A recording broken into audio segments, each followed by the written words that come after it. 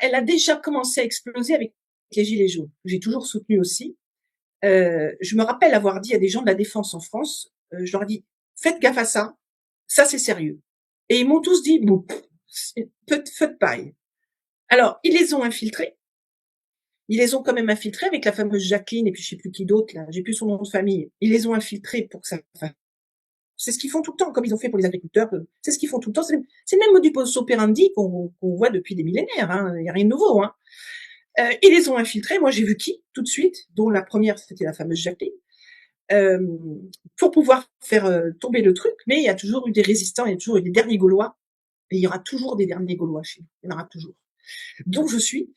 Euh, et, et ces Gaulois-là, ils lâcheront pas l'affaire. Ils lâcheront pas l'affaire pour plein de raisons. Déjà parce qu'ils croient en eux, parce qu'ils croient en ce qu'ils font. Et parce que eux, même s'ils sont pas super éveillés, c'est des vrais. Ce sont des durs. Et là, on en voit beaucoup chez les agriculteurs et les paysans, les éleveurs, enfin tous ces gens du monde agricole. On en voit beaucoup. Personne ne peut pas les soutenir. Personne. C'est impossible. Et on en parlait avec tout le monde, quel que soit le bord politique, ça choque tout le monde. Ça choque vraiment tout le monde. Comme le Mercosur et tout ce qui est lié en fait. Hein. Mais on n'est pas, comment dire, j'essaie de retrouver l'essence de ta question. En On fait, n'est pas, l'idée, c'était de dire, est-ce qu'on est à la veille d'une cocotte minute qui va exploser? voilà. Euh, alors, je vais rebondir sur ce que tu viens de dire pour renforcer ma question. Est-ce qu'il y a de plus en plus de Gaulois réfractaires, comme tu dis? Euh, parce que Oui, oui, oui, il y oui, a mais il y a un phénomène de masse dans l'éveil. oui, exactement. Alors oui et non. Tu sais, 20% suffisent. Oui, oui, mais même certaines études disent 12%, qu'à partir, ça peut basculer à partir de 12%. C'est très possible en effet. C'est tout à fait possible en effet. Je dis 20% parce que la Seconde Guerre mondiale, c'était 20% Oui. de résistants. Moi, je suis issue d'une famille de résistants, alors forcément, je pouvais pas faire autrement.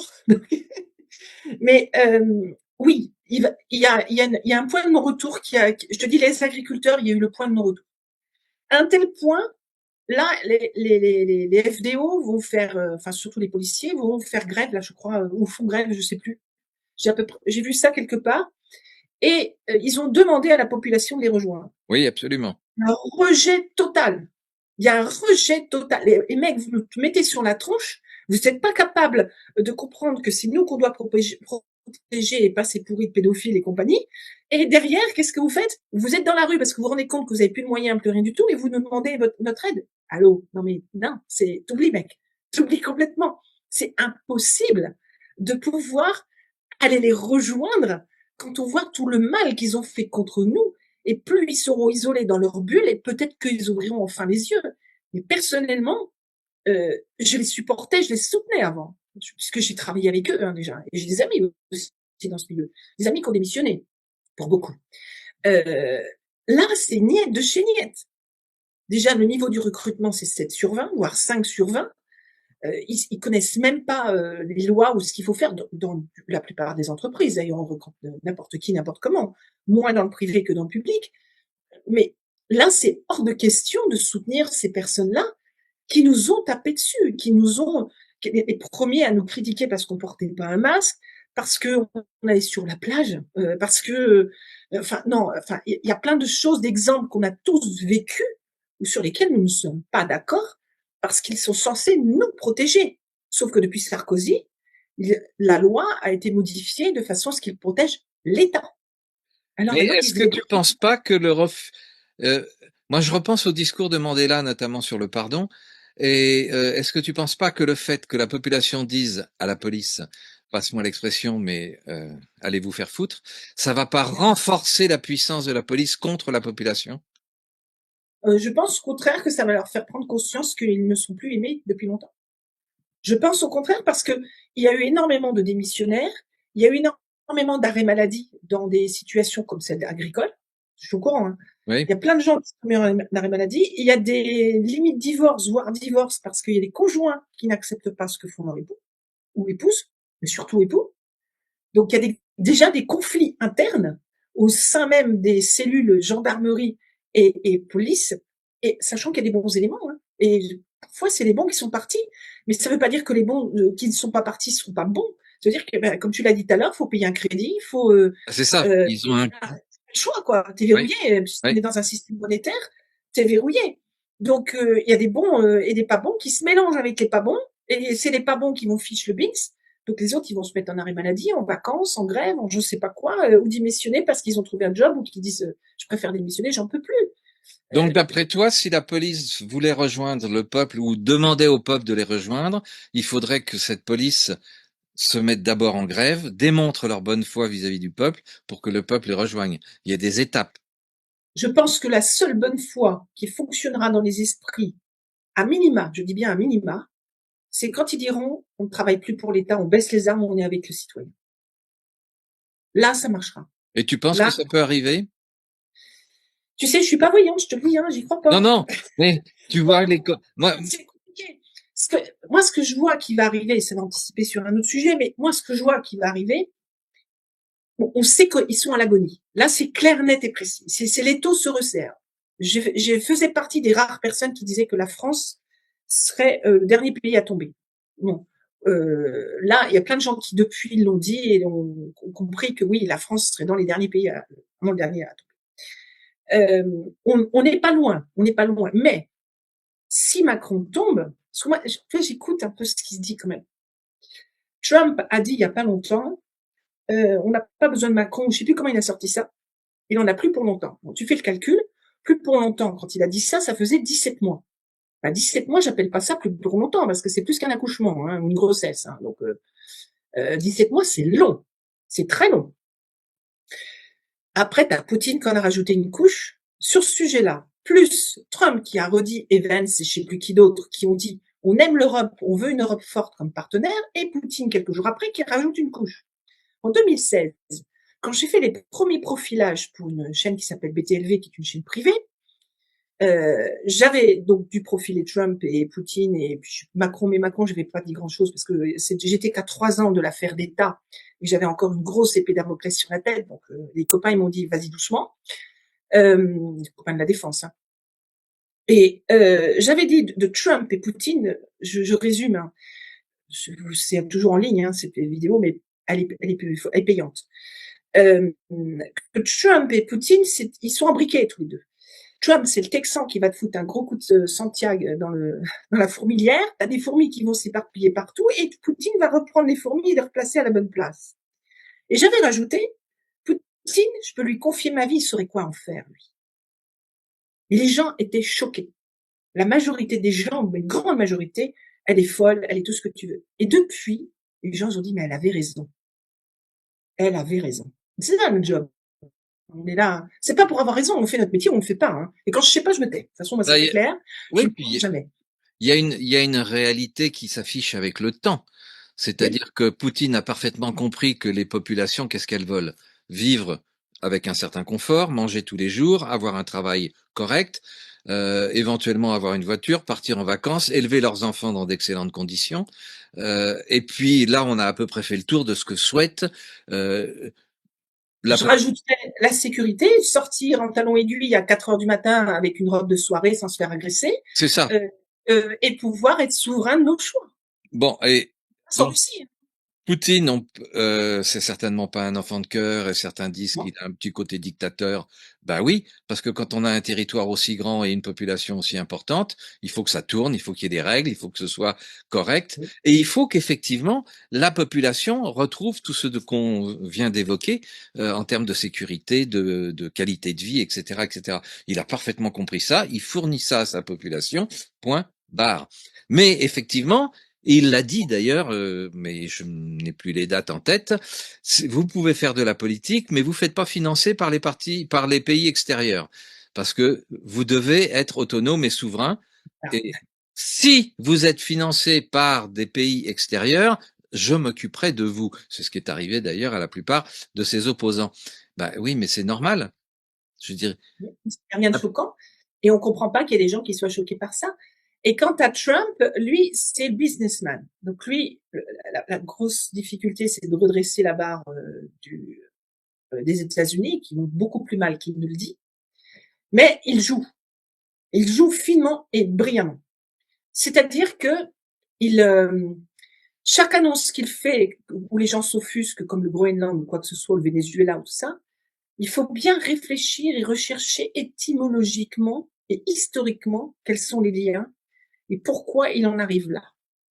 Il fait pas, il est pas fou, hein. Il est loin, très loin d'être fou. On lui a volé une élection. Bon, il est revenu, il a mis 4 ans pour s'armer, se préparer et tout mettre en branle. Ce qu'il a fait en peu de temps, c'est phénoménal. Là, on peut le comparer un petit peu à Napoléon pour le coup, parce que Napoléon a fait quelque chose pareil à peu près en très peu de temps. Il a redressé plein de choses. Ce n'était pas un dictateur, contrairement à ce que les écrits veulent le dire. Donc là, encore une fois, des erreurs d'histoire. Mais bref, là, il y a une similitude, en tout cas, avec Napoléon. Ça n'a rien à voir avec Napoléon, tu vois. Mais il y a des similitudes où ils ont bossé de façon acharnée pour redresser la barre, mais mondialement. Pourquoi? Pour faire tomber tout ce système qui nous tient à la gorge depuis je ne sais combien d'années, depuis des millénaires en tout cas. Tout ce système, on va dire en gros Rothschild et compagnie, et puis ceux qui sont plus ou moins cachés derrière, qui tirent les manettes. Euh, je pense que tout le monde a compris, en tout cas sur cette chaîne, c'est pas la peine de dériver là-dessus. Mais on a une stratégie qui n'est pas poutinienne. Hein. Trump, je réitère, il faut penser vraiment à ce Texan qui te faut un coup de Santiago dans la fourmilière. Ah, mais Mais il calcule, c'est sûr, c'est il un calcule, cow-boy. ouais, C'est, mais il calcule, c'est un il cow-boy. calcule, Oui, oui, il fait absolument. pas de quoi. Et Et puis, il a le sens du théâtre et de la mise en scène, en plus, ce qui est très, il est très hollywoodien, on va dire, dans son approche. c'est l'américain, Oui, c'est bien de sûr. la culture. Et Et il s'amuse dans sa revanche. Je suis ce qui, revenu, les gars. oui, ce qui fait que les petits esprits, entre ceux qui gouvernent, qui sont des petits esprits pour la plupart mis en place par d'autres puissances, sont complètement effrayés. Tous les médias nous font un cirque absolument pas possible. En fait, ils relaient la propagande. Ils se rendent même pas compte qu'ils se font manipuler, parce que la réalité, c'est le paravent chinois. La réalité, elle est derrière. Exactement. Et rien n'est parfait. On soit très clair, même parmi ces profils qui font tout pour qu'on soit beaucoup plus souverain, pour résumer ce qu'on a déjà évoqué, ce ne sont pas des profils parfaits, mais ce ne sont pas non plus les profils que l'on veut faire croire. Quand on dit par exemple Poutine dictateur, je me suis beaucoup intéressée à la Russie, j'ai même commencé à apprendre cette langue. Quand on apprend une langue, il faut commencer à comprendre la culture. Absolument. Quand tu vois que des Tchétchènes sont capables de s'entendre avec des Moscovites ou avec des Khazars et ainsi de suite, alors que c'est pas du tout les mêmes cultures, il faut être fin pour manager tout ça. Oui, il y a des règles, mais il faut des règles. Mais tu as envie de faire ce que tu veux dans ta religion, dans ta façon de faire, parce qu'il y a beaucoup de mafia en Russie. Hein. Ok, mais tu dépasses pas la ligne. Si les autres veulent faire autre chose, ok, tu dépasses pas la ligne. Ça veut dire, par exemple, dans les endroits musulmans, ils vont aussi fêter Noël. Ils vont aussi fêter, tu vois, ça n'a rien à voir avec ce qu'on vit, nous, en termes d'invasion. Là-bas, c'est pas une invasion. T'es pas obligé de fêter Noël, mais ils sont tellement bien respectueux dans leur culture qu'ils respectent aussi celle des autres. Parce que la notion de respect a été imposée. Oui. Et le non-mensonge. T'as pas le droit de mentir en Russie. Oui. Effectivement, Et donc, le dirigeant applique dans son comportement le respect et le non-mensonge. Donc, exact. donc, il est le mieux placé pour dire, tu ne respectes pas, tu mens, dehors. Oui, c'est même pire que dehors. Oui, mais Et bon, c'est ce que j'avais dit dans l'émission de Hold Up. J'avais dit ça dans l'interview qui n'a pas été publiée. J'avais dit, il y a une chose qui est très importante qu'il faut comprendre. C'est que si on met à la tête de l'État quelqu'un qui n'a pas l'exemplarité de la culture de ses administrés, de ses concitoyens, concitoyens séparés, oui, bref, si tu n'as pas ça, ça ne fonctionnera pas. Ça ne fonctionnera pas. Il faut que le casting du chef d'État soit à l'image du pays dans son essence, c'est-à-dire en intégrant toutes ses traditions, sa culture et ainsi de suite. Et j'avais dit, nous, on a un chef d'État qui s'est fait détourner mineur, largement mineur, par son professeur qui a donc eu un joug dessus, qui n'a jamais eu d'enfant. Or, le père de la patrie, le père de la patrie, quand on voit la loi qui vient de passer pour bloquer les enfants de 15 ans, de moins de 15 ans à accéder aux réseaux sociaux, Tu es qui, toi? C'est aux parents de gérer ce genre de choses. C'est pas un chef d'État de le faire. On voit bien que c'est pour manipuler les masses derrière et puis surtout embrigader les enfants avec tout le système éducatif qu'on leur met en place pour en faire Mais ça, des ça tarés. Hein. Il y existe, a oui. Ça existe depuis des décennies. Le fait que l'école, d'ailleurs, ce n'est plus le ministère de l'enseignement, c'est le ministère de l'éducation. Exact. Et les Exact. mots ne sont pas neutres. Donc, Mm. éduquer, normalement, c'est à la charge des parents. Exactement. Enseigner, c'est à la charge de l'école. Exactement. Sauf que les parents ont moins leurs enfants que les enseignants. Et ce qui est dommage, et ça c'est les trucs du féminisme, hein, c'est tout ce qui a été créé pour diviser les familles, alors que je ne dis pas que les femmes ne doivent pas travailler, mais si tu mets des enfants au monde, c'est pas pour les laisser à quelqu'un d'autre. Et en Alors, tout cas, beaucoup de temps. par rapport à tout ce que nous venons d'évoquer là, il y a donc des profils ou des candidats, euh, soit ils sont en mal de pouvoir, ou soit ils sont sincères, qui se présentent pour sauver la France, ou pour l'enterrer avec en nous mentant en pleine. Et voilà, moi, je pense que c'est ce qui risque de se passer, c'est-à-dire qu'après Macron, on aura encore pire que Macron. Alors les gens vont dire comment c'est possible. Bah oui, c'est possible. C'est totalement possible, sauf que ils ne se rappellent pas qu'ils se sont fait séduire par Macron, sachant qu'il est passé avec 2% des élections la première Oui, fois et, absolument. et, et je sais plus combien la deuxième, hein, parce que nous aussi on a subi des élections truquées. Il y a des gens qui ont fait un travail remarquable là-dessus, qui ça a été publiquement euh, circulé dans pas mal de sphères, dans nos sphères à nous en tout cas. Et malheureusement, il y a encore des gens qui ne sont pas au courant de ça, ce qui est dommage. Comme quoi, voilà, ils s'instruisent sur le buzz, mais ils s'instruisent pas sur ce qui est essentiel, qui est important pour eux et pour nous tous. Donc là, on va avoir certainement la même chose. Alors, je dis peut-être, certainement. Pourquoi? Parce qu'il y a les deux propos hein, de l'Est et l'Ouest qui ont dit on aime l'Europe et on veut travailler avec eux. Et comme c'est Macron qui fiche le plus de bins possible, hein, il y a la hyène, mais il y a aussi Macron, quoi. Clairement, lui, il se mêle de tout, il veut être partout, il envoie des soldats au Groenland et tout. C'est du n'importe quoi, mais c'est vraiment du n'importe quoi. Et ça, j'avais dit il y a à peu près 2 ans dans une vidéo, j'avais dit dans une émission, on va connaître des choses complètement ubuesques qui vont être le pire du pire qu'on ne peut pas imaginer. Et bah, c'est pas loupé, hein. Et je pense que Mais d'après ce que tu nous dis, il peut y avoir encore pire.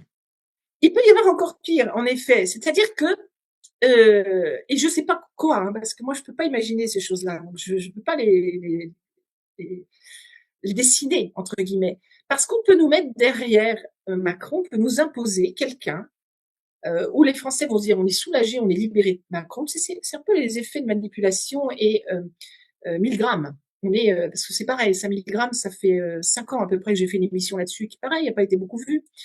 Euh, et où j'expliquais tout un tas de choses et les gens ont repris ça au fur et à mesure après. Apparemment, j'étais la première à en parler des effets 1000 grammes. Et là, on est dans cette même dynamique.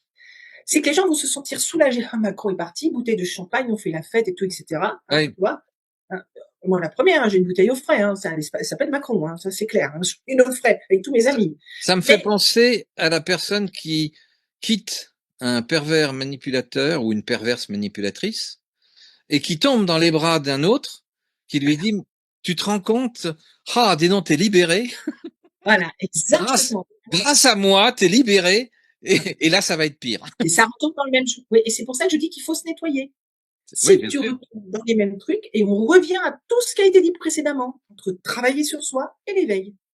Les deux. Tu viens exactement de résumer tout ce qu'on a dit avant. Et c'est ce qui va se passer, à mon avis. Sauf si Trump et Poutine prennent les manettes de la France pour placer la bonne personne.